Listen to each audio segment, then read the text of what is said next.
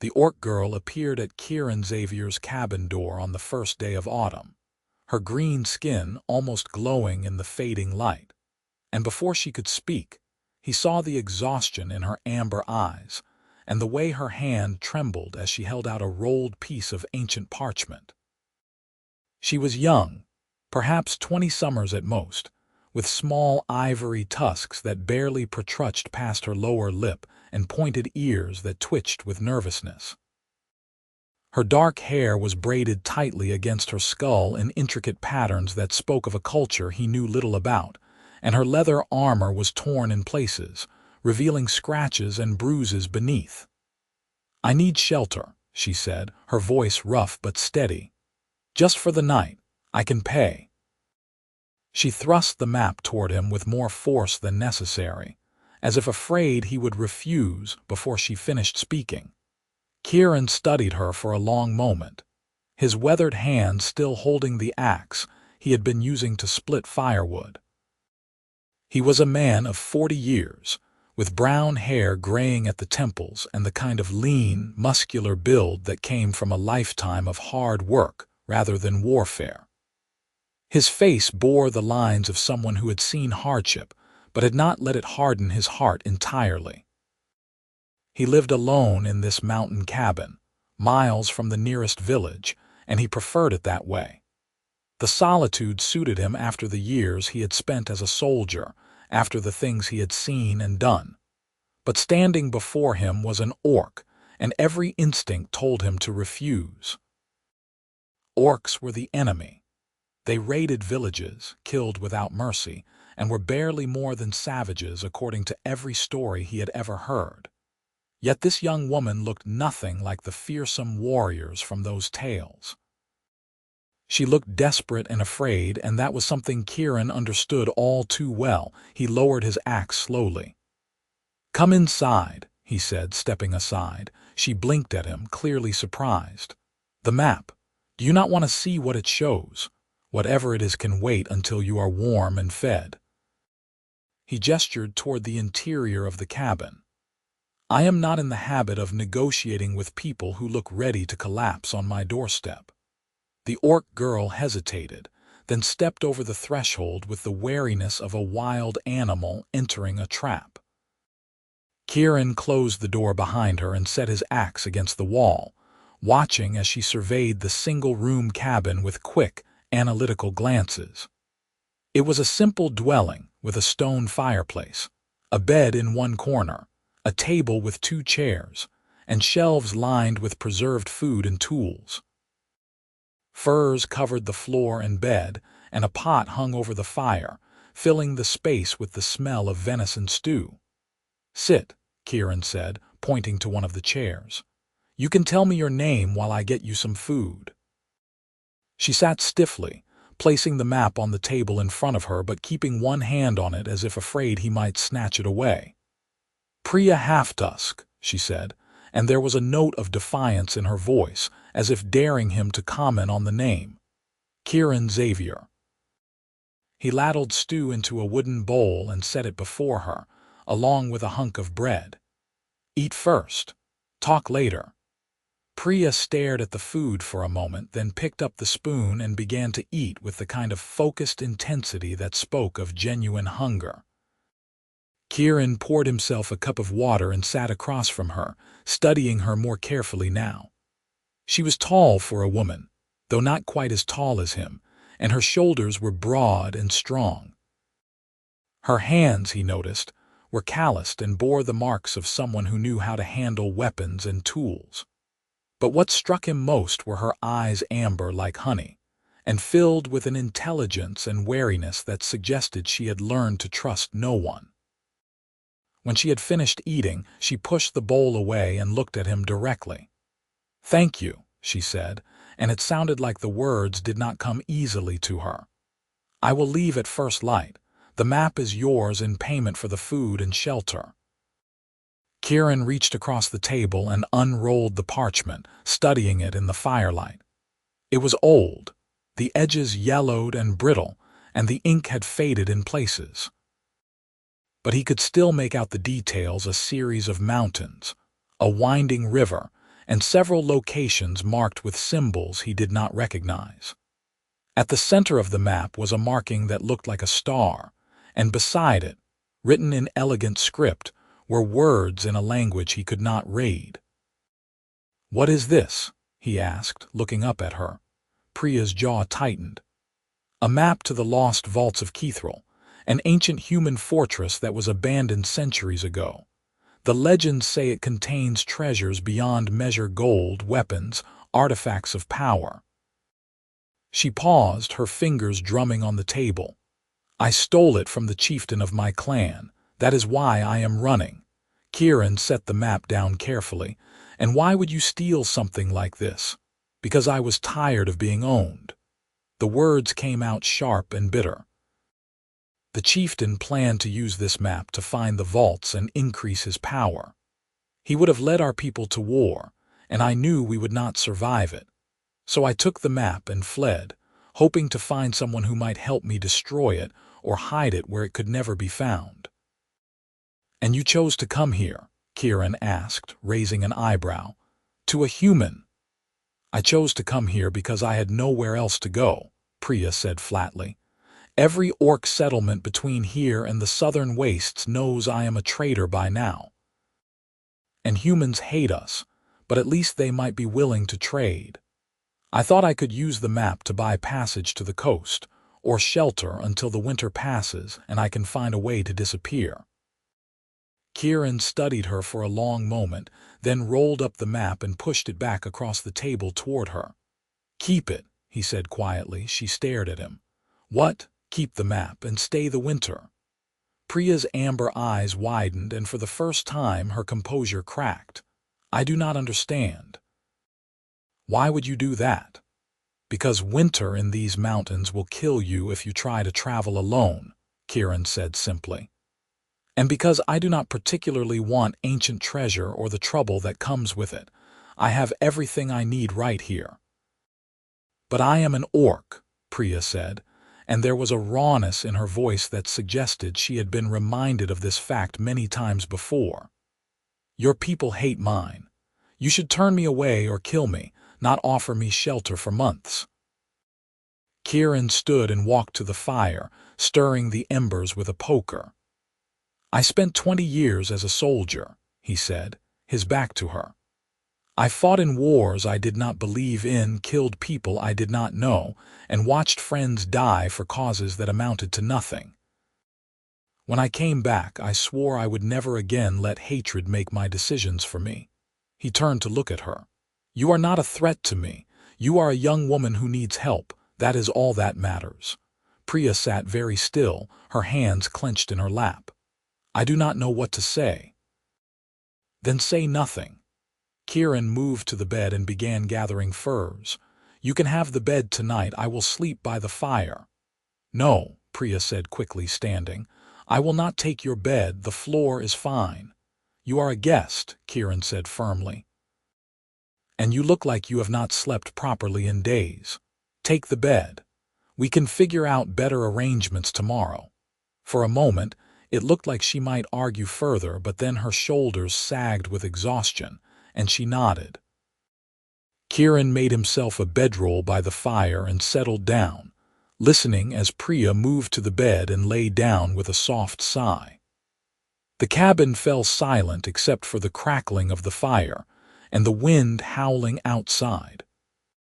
He stared up at the ceiling, wondering if he had just made the biggest mistake of his life or if, somehow, this was the right thing to do. Morning came cold and gray, with frost covering the windows and the promise of an early winter in the air. Kieran woke to find Priya already up, standing by the window and staring out at the forest beyond. She had removed her damaged armor and stood in a simple tunic and trousers, and in the pale morning light, she looked younger and more vulnerable than she had the night before. "I thought you would change your mind," she said without turning around. "I thought I would wake to find you gone to fetch other humans to drive me away." Kieran sat up and rubbed his face. "I do not break my word," he said. "If I told you that you could stay the winter, then you can stay the winter." She finally turned to look at him, and he saw the uncertainty in her eyes. "I do not know how to do this," she said quietly. "I do not know how to live with someone who is not an orc. I do not know what you expect of me." "I expect you to help with the work around here," Kieran said, standing and stretching. "This is not a large place, but there is always work to be done cutting wood, hunting, preserving food, repairing things. If you are going to stay, you need to contribute. Other than that, you are free to do as you please." Priya nodded slowly. "That is fair." They fell into a routine over the following days, one that surprised both of them with its simplicity.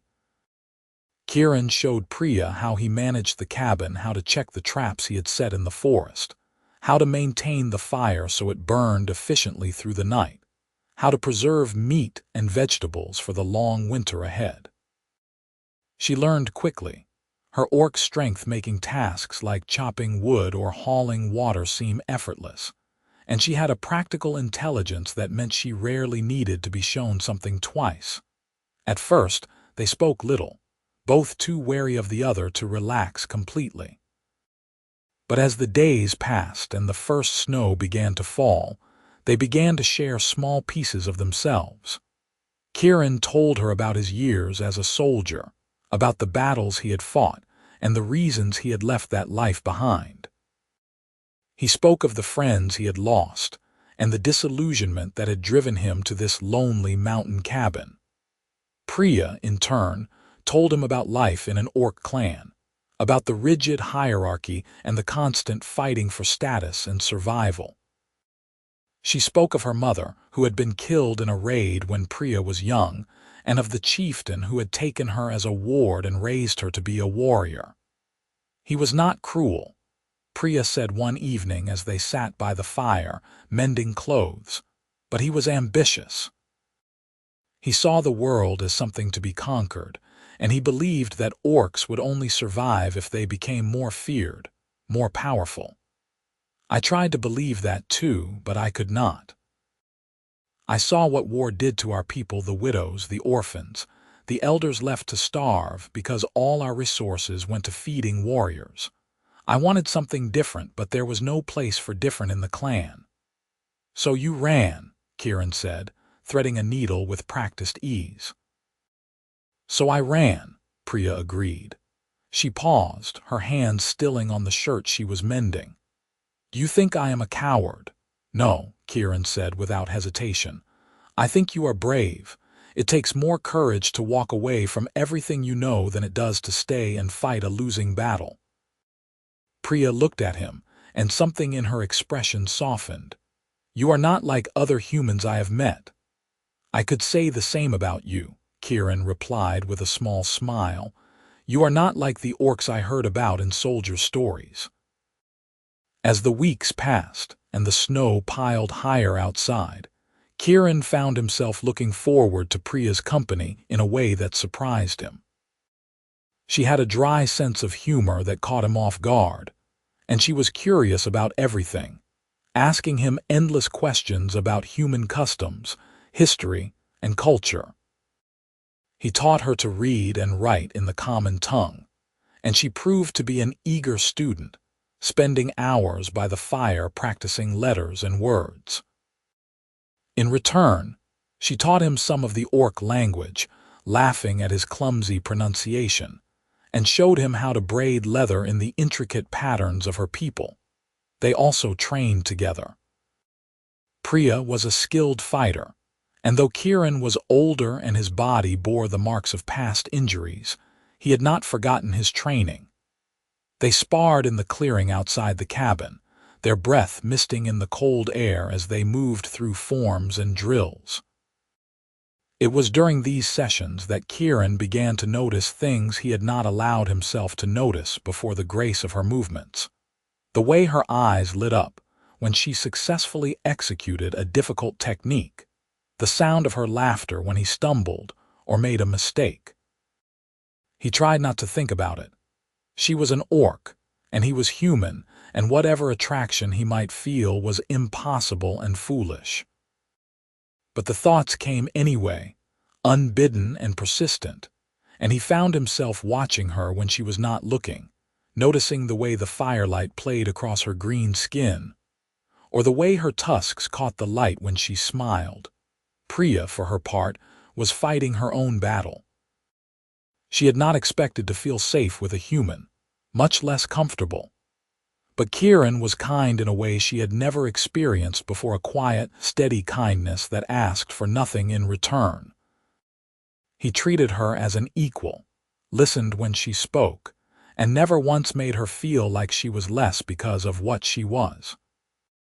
And as the winter deepened, and they spent long evenings by the fire, talking or working in companionable silence, she began to realize that what she felt for him was more than gratitude or friendship. It terrified her. One night, as a blizzard raged outside and the wind howled like a living thing, Priya sat by the fire and tried to sort through her feelings. Kieran was asleep in the bed they had agreed weeks ago to take turns, each insisting the other needed the rest more, and she had volunteered to keep the fire going through the night. But her thoughts were not on the fire. They were on the man sleeping a few feet away, and on the impossible situation she had found herself in. She had never thought she would fall in love. Love was a luxury her people could not afford, something that made you weak and vulnerable. But here, in this small cabin on a frozen mountain, she had found something she had never known. She was searching for a place where she could be herself, where she did not have to fight for every scrap of respect or survival. And the man who had given her that place was someone she could never have. The thought made her chest ache, and she wrapped her arms around herself, staring into the flames. She would have to leave when spring came.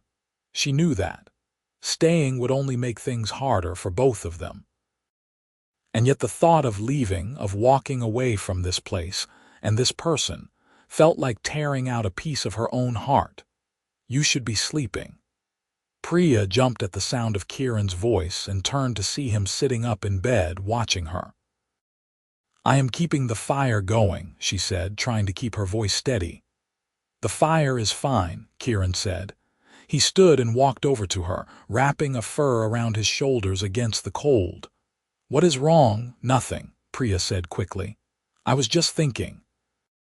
Kieran sat down beside her, close enough that she could feel the warmth of his body. You have been quiet these past few days, he said gently. If something is bothering you, you can tell me. Priya shook her head. It is nothing you can help with. Try me. She looked at him, at the concern in his gray eyes, and felt something inside her crack. What happens when spring comes? She asked, her voice barely above a whisper. Kieran was silent for a long moment.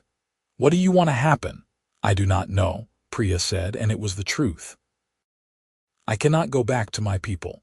The chieftain will have marked me as a traitor, and even if he had not, I do not want to return to that life. But I cannot stay here either. Why not? The question was so simple, so direct, that it took her breath away. Because I am an orc, she said, her voice shaking. Because people would see us together and think the worst. Because it is not possible. Who says it is not possible? Kieran asked, and there was something in his voice that made her look at him sharply. Everyone, Priya said. Your people hate mine. My people hate yours. There is no world in which this works. I am not asking about the world, Kieran said quietly. I am asking about us. Here in this cabin, do you want to stay? Priya stared at him, her heart pounding. Do you want me to stay? Yes, Kieran said, and the word hung in the air between them like a promise. I want you to stay, not just for the winter, for as long as you want, for always if that is what you choose. Priya felt tears prick at her eyes, and she blinked them away furiously. You do not know what you are saying. I know exactly what I am saying, Kieran said. He reached out and took her hand, his fingers warm and rough against hers. I know that I am happier now than I have been in years. I know that I look forward to waking up every morning because you are here. I know that the thought of you leaving when spring comes makes me feel like I am losing something precious." He paused, his grip on her hand tightening. "I know that I have fallen in love with you, Priya Halftusk, and I do not care if that makes me a fool." Priya's breath caught, and for a moment she could not speak. Then slowly she reached up and cupped his face with her free hand, her thumb brushing against his cheek. "You are a fool," she said, her voice thick with emotion. "But so am I, because I love you too." Kieran let out a breath he had not known he was holding, and then he was pulling her close, his arms wrapping around her as she buried her face against his chest. They stayed like that for a long time, holding each other as the storm raged outside and the fire crackled beside them. And for the first time in her life, Priya felt truly safe. When they finally pulled apart, Kieran cupped her face in his hands and looked at her with an intensity that made her heart race. "We will figure this out," he said. "Whatever comes, we will face it together." Priya nodded, unable to find words, and then Kieran leaned in and kissed her. It was gentle at first, tentative, as if they were both afraid of breaking something fragile. But then Priya's hands were in his hair, and his arms were around her waist, and the kiss deepened, became something fierce and desperate and full of all the longing they had been holding back. When they finally broke apart, both of them were breathing hard, and Priya could see the same wonder and disbelief in Kieran's eyes that she felt in her own heart. "Come to bed," Kieran said softly, taking her hand. "We can both fit." They lay down together, Priya curled against Kieran's side with his arm around her shoulders, and for the first time in weeks, she slept without fear or worry. The blizzard raged on, but inside the cabin, all was warm and still and perfect. The next morning they woke tangled together, and Priya felt a moment of panic before she remembered where she was and what had happened. Kieran was already awake, watching her with a soft expression that made her chest tighten. "Good morning," he said, brushing a strand of hair from her face. "Good morning," Priya replied, and she could not help the smile that spread across her face. They spent the day in a kind of contented haze, moving through their usual chores but with a new ease and closeness. Kieran found excuses to touch her a hand on her shoulder as he passed, his fingers brushing hers when they reached for the same tool, and Priya found herself doing the same, marveling at how natural it felt. They talked as they worked, not about the future or the complications that lay ahead, but about small, ordinary things that somehow felt significant now. But their peace was not to last. A few days later, as they were returning from checking the traps in the forest, they heard the sound of voices carried on the wind. Kieran held up a hand, signaling for Priya to stop, and they crouched behind a fallen log, peering through the trees toward the source of the noise. There were 4 of them orcs, armed and moving with the purpose of a hunting party. Priya's blood ran cold as she recognized the markings on their armor. They were from her old clan, and they were searching for something. Searching for her. "We need to go back to the cabin," Kieran whispered, his hand on her arm, but before they could move, one of the orcs called out. "Priya Halftusk, we know you are near. The chieftain offers you a chance to return and face judgment with honor. Show yourself and we will not harm the human you have taken shelter with." Priya's jaw tightened. "They are lying," she murmured. "The chieftain does not forgive betrayal. If I go with them, they will kill me, and if I do not, they will kill you trying to find me." Kieran's mind raced. He knew he could not fight 4 armed orc warriors, but he also knew he could not let them take Priya. "We need a plan," he said quietly. "I have one," Priya said, her voice hard. She stood up before Kieran could stop her and stepped out from behind the log. "I am here," she called out. "Let us talk." The 4 orcs turned toward her, their weapons at the ready. The leader, a scarred male with a broken tusk, stepped forward. "Priya Halftusk, you have caused the chieftain much trouble. He sent us to bring you back, along with the map you stole." "I will not go back," Priya said, her voice steady. "And I will not give you the map. Tell the chieftain that he can consider it lost forever." The leader's eyes narrowed. "Then you choose death. So be it." He moved forward and Priya drew the knife from her belt, preparing to fight. But before the leader could reach her, Kieran stepped out of the trees, his bow drawn and an arrow aimed at the orc's chest. "She is not alone," Kieran said, his voice calm but deadly. "And if you take another step, I will put this arrow through your heart." The 4 orcs froze, their eyes shifting to Kieran. The leader laughed, a harsh, grating sound. "A human defending an orc. This is rich. You must be the fool who gave her shelter." "Call me what you like," Kieran said. "But I am also the fool who spent 20 years as a soldier and knows how to kill without hesitation. So I will ask you once, leave now, or find out how good my aim is." The orcs exchanged glances, clearly weighing their options. The leader's hand tightened on his weapon, and for a moment Kieran thought they would attack. But then another of the orcs spoke, a younger female with sharp eyes. "We cannot return without the map or the traitor. The chieftain will punish us." "Then tell the chieftain that the map was destroyed," Priya said. "Tell him that I burned it to ashes and scattered them to the wind. Tell him that he will never find the lost vaults and that his ambition dies here."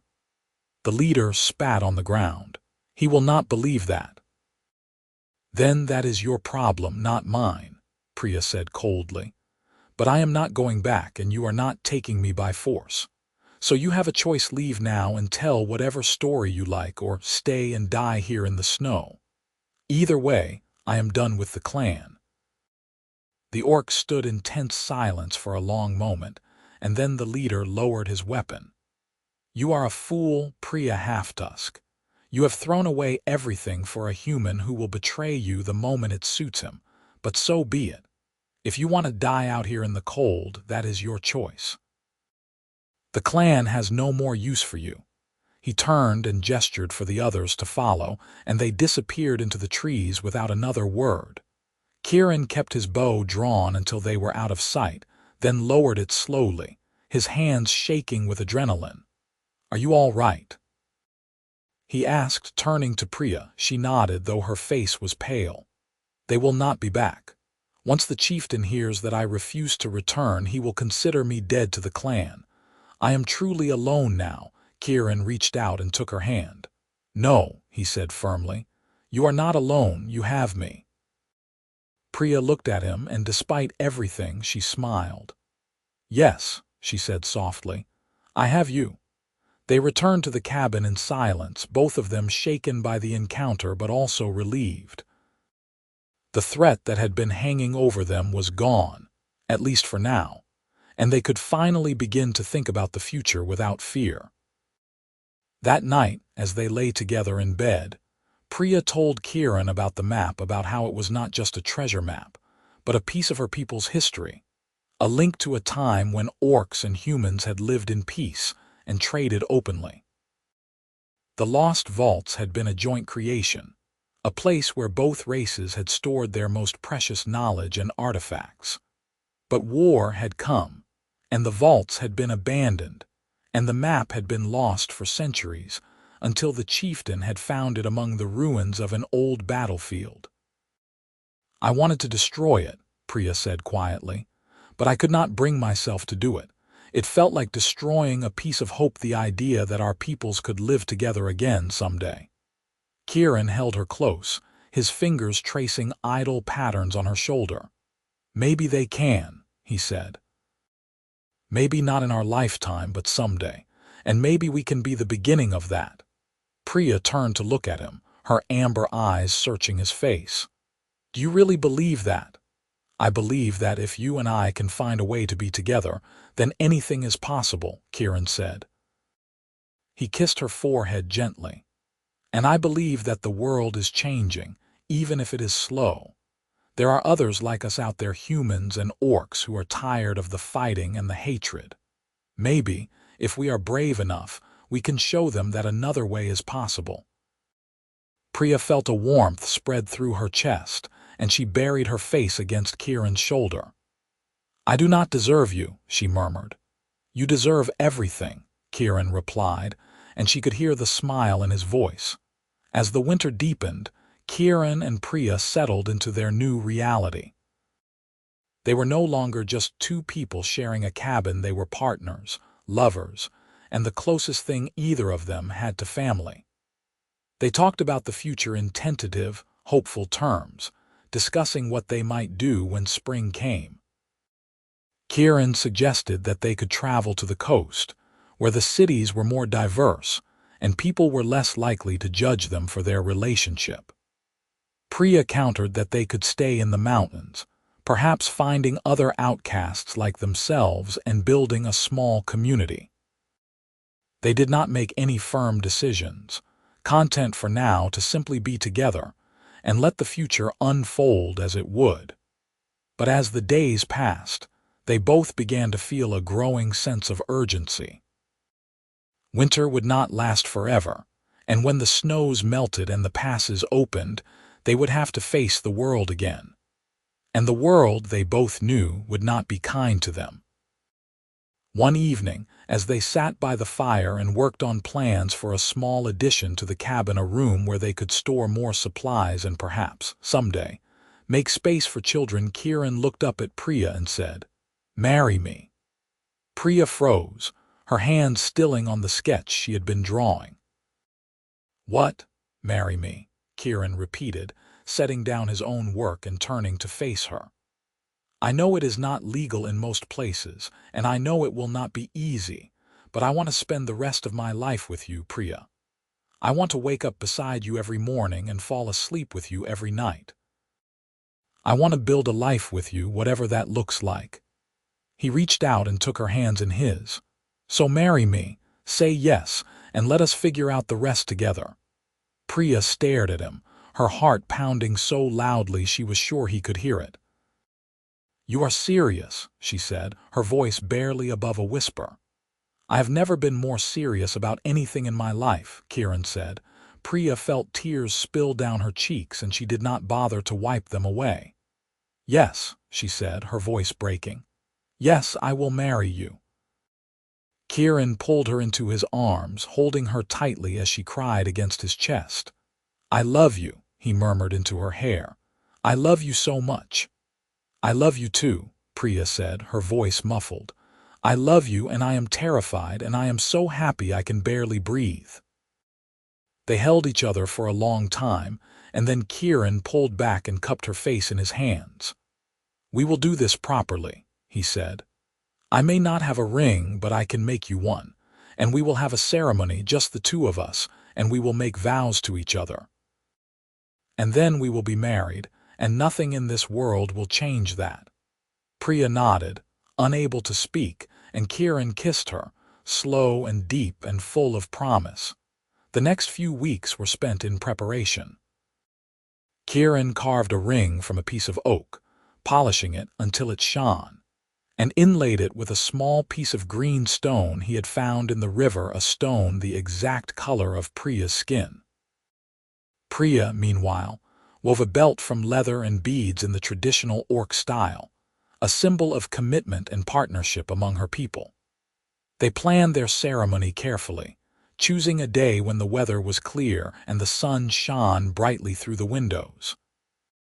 On the morning of their wedding, they dressed in their best clothes, Kieran in a clean shirt and trousers, Priya in a tunic she had embroidered with intricate patterns. They stood together by the fire, facing each other, and spoke the vows they had written.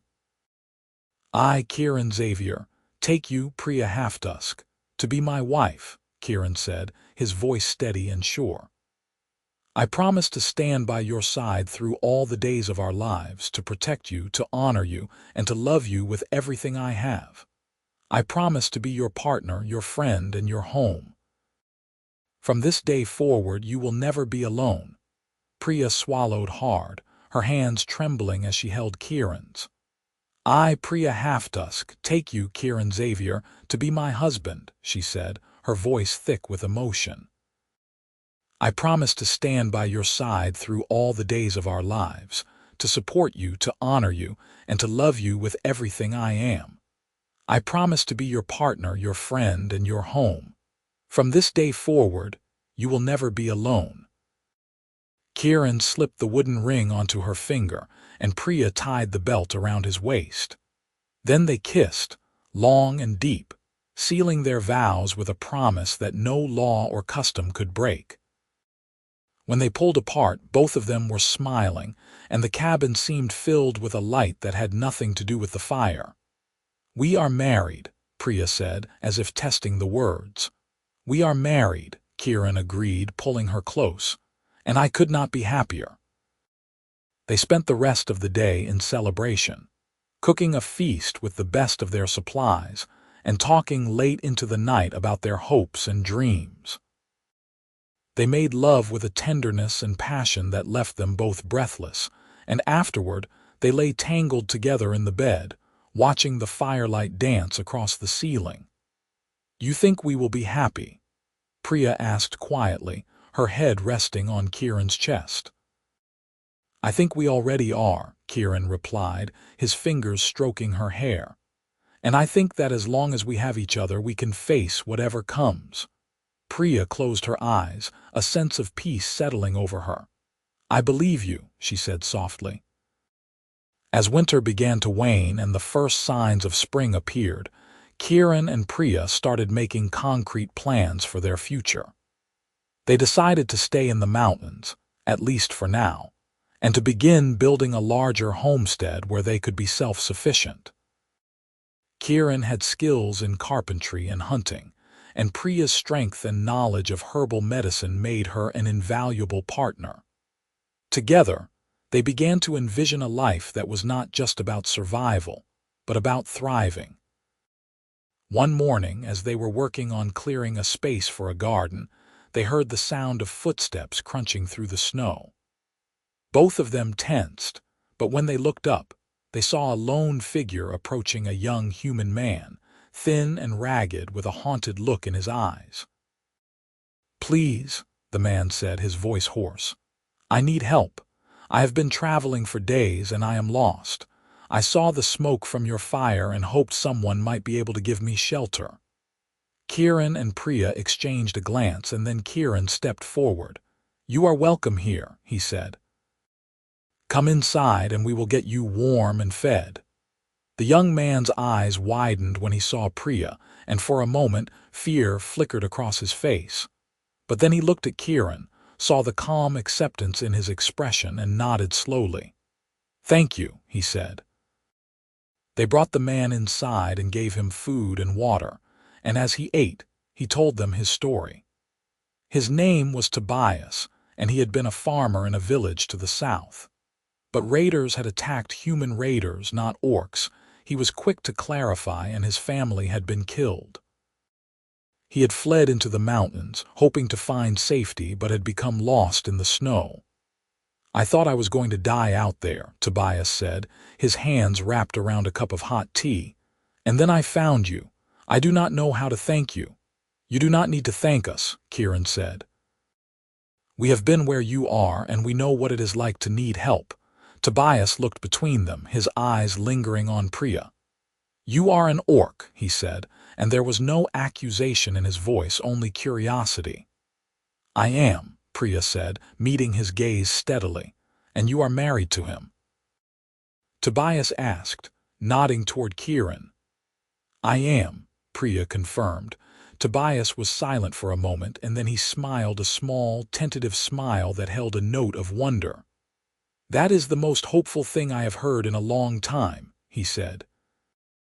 They let Tobias stay for a few days, until he had recovered his strength and the weather improved enough for him to continue his journey. But before he left, he asked if he could return in the spring, once he had found a new place to settle. "There are others like me," Tobias said. "People who have lost everything and are looking for a new start. If you are willing, maybe we could build something here together. A place where people are judged by their actions, not by what they are." Kieran and Priya looked at each other, and then Kieran nodded. "We would welcome that," he said. Tobias left with a promise to return, and Kieran and Priya watched him go, their arms around each other. "Do you think he will come back?" Priya asked. "I think he will," Kieran said. "And I think others will come too. We may have started something here, Priya.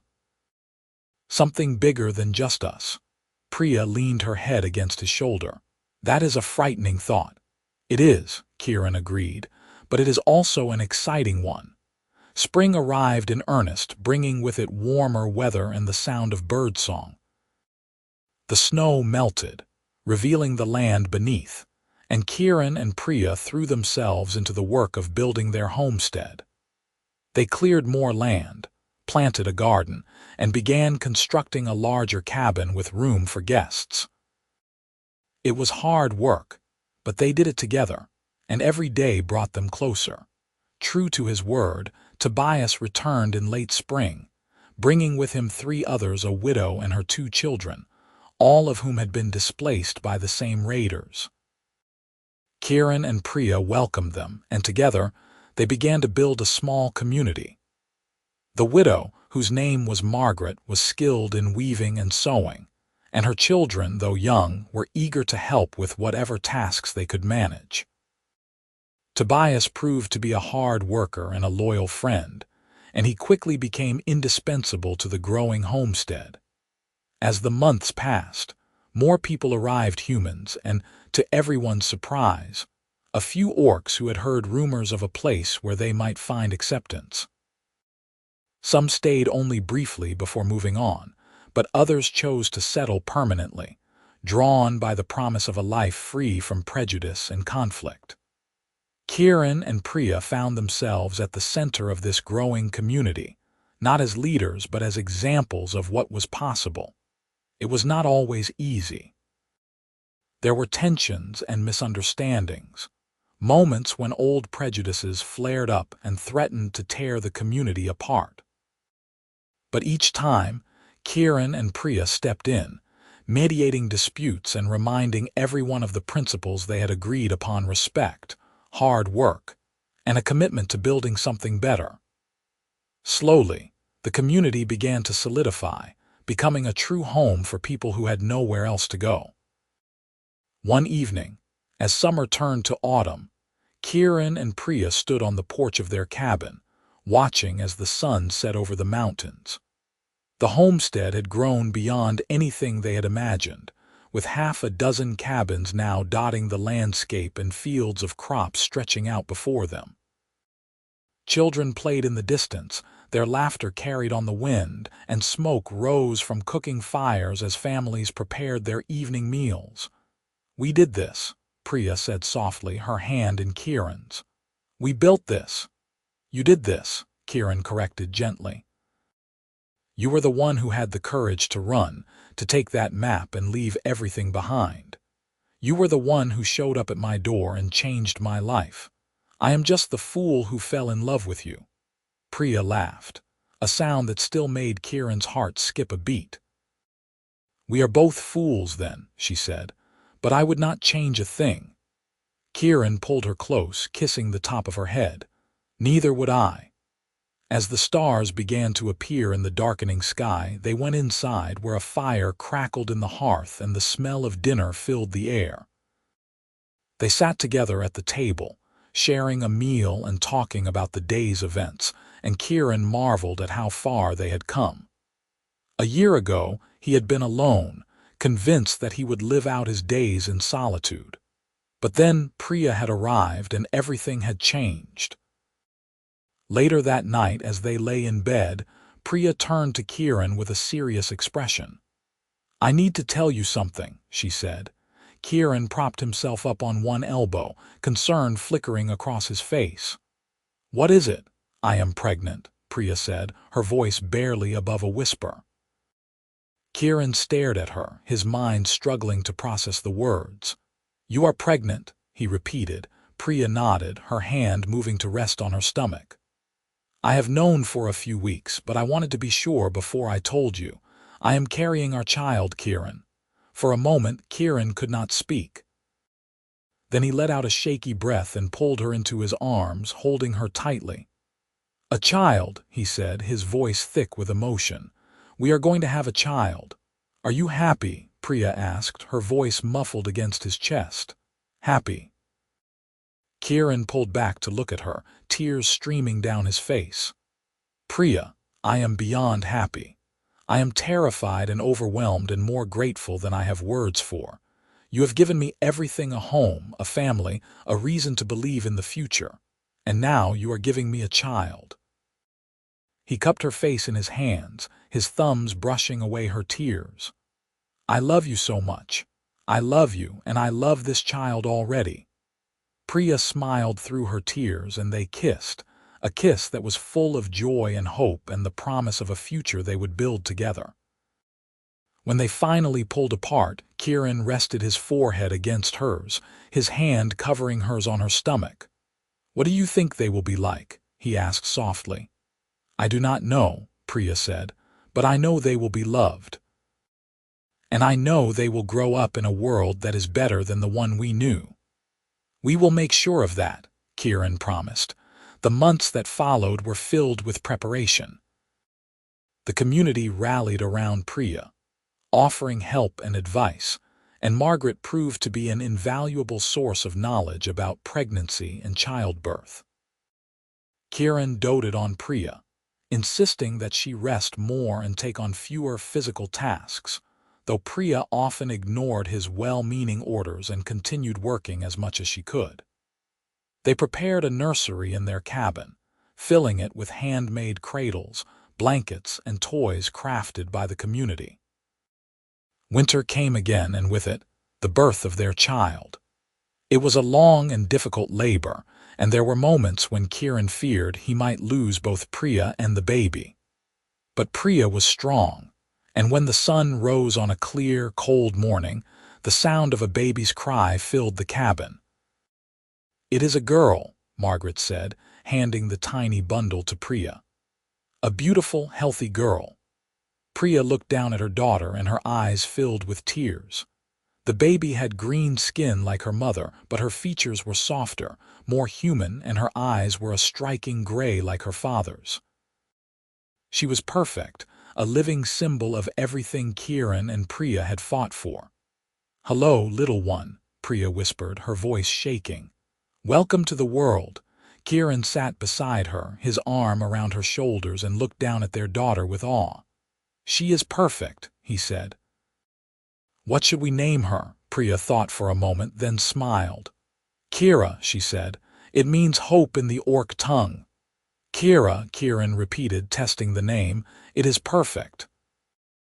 They spent the next few hours marveling at their daughter, taking turns holding her, and marveling at the tiny perfection of her fingers and toes.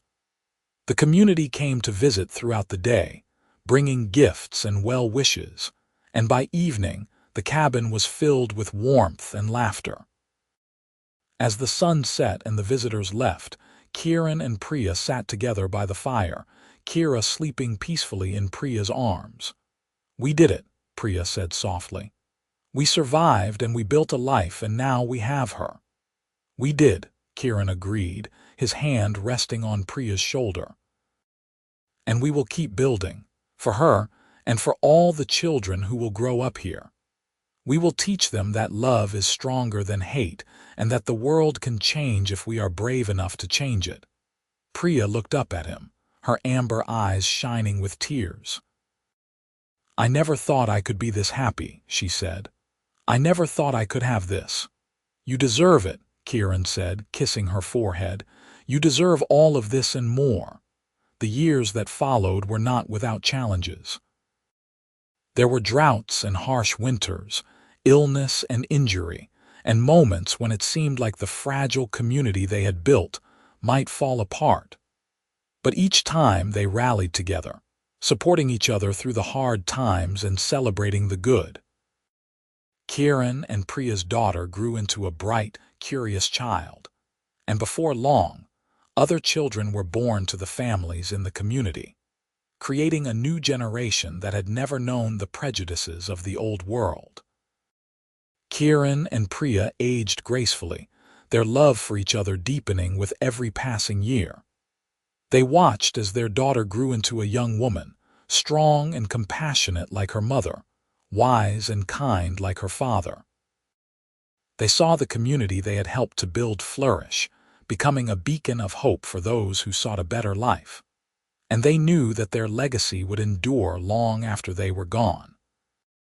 One evening, as they sat on the porch of their cabin, watching the sun set over the mountains, Priya turned to Kieran and said, "Do you remember the night I arrived here? When I offered you that map and you told me to keep it?" "I remember," Kieran said, taking her hand. "I thought you were mad," Priya said with a smile.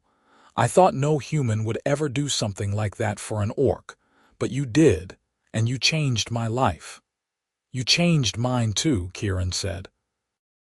"You taught me that love is stronger than fear, and that the world is full of possibilities if we are brave enough to reach for them."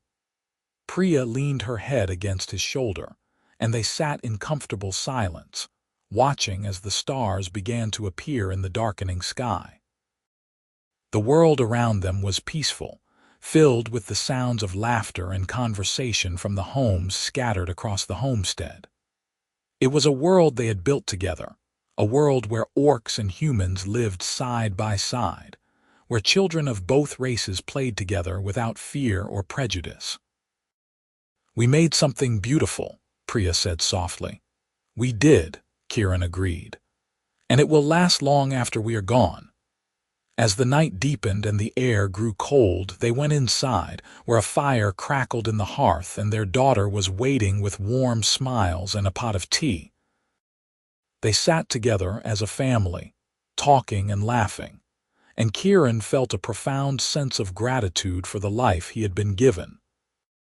He had started out as a soldier, lost and disillusioned, but he had found his purpose in the most unexpected place in the love of an orc woman who had appeared at his door on a cold autumn day.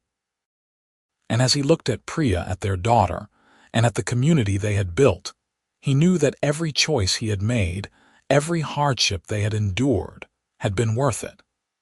Because they had created something that would endure, a legacy of love, hope, and the belief that a better world was possible. Years turned into decades, and Kieran and Priya grew old together, their bodies bearing the marks of a life well lived but their spirits as strong as ever. They had become elders in the community, respected and loved by all who knew them. They told stories of the old days, of how they had met and fallen in love, and their story became a legend that was passed down from generation to generation. When Kieran finally passed away, it was peacefully in his sleep, with Priya at his side. She held his hand as he took his last breath, tears streaming down her face, and whispered words of love and gratitude. The community mourned his loss deeply, but they celebrated his life, remembering him as a man who had changed the world through simple acts of kindness and love. Priya lived for several more years, surrounded by her children, grandchildren, and the community that had become her family. She continued to tell stories of Kieran, keeping his memory alive, and she worked tirelessly to ensure that the values they had built their life upon would continue to guide the community. When she finally joined him, it was with a smile on her face, knowing that their work was complete and that their legacy would endure. The map that had brought Priya to Kieran's door was eventually framed and hung in the central hall of the community, a reminder of the journey that had led to the founding of their home. But the true treasure was not the map or the lost vaults it pointed to. It was the love and hope that Kieran and Priya had shared, and the world they had created together. A world where orcs and humans lived as equals, where love was stronger than hate, and where the future was bright with possibility. And in the hearts of all who lived there, their story lived on, a testament to the power of love to change the world.